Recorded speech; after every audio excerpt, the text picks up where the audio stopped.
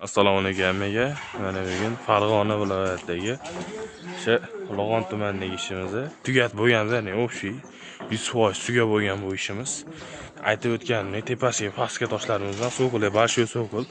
Laklar sepilgan, tepaga ham pastga ham alohida laklangan holatda bilis berib turibdi. Ravot atkozlari tunukalar bilan yopilgan, общий ramka holatda. Xudo xolisa mokrigi va foson qilingan, ya'ni endi bu obyektimizni qilib bo'lganimizdan keyin bu tarafda ablisovni g'ish qilingan ekan. Ya'ni ablisovga g'ish terib chiqishgan ekan ustakalarimiz. Atkozdan yopishmagan ekan. Atkozlariga bo'lsa o'zlariga podsvet qilgan holatda shunaqa neobычный rangli tunukalarimizdan qo'yib beryapmiz. Mana qo'yilgan jarayonni ko'rib qo'yasizlar. Alohida jinnichasidan bo'ladi, xudo xolisa. Bu taraflar ham yopilyapti. Tunuka qanday qo'yiladi deganlar xuddi shunday qatorlab oladi tunukalar. Kimga shunday xizmatlar kerak bo'lsa, bemalol aloqaga chiqib olasizlar. Sog' bo'linglar, salomat bo'linglar.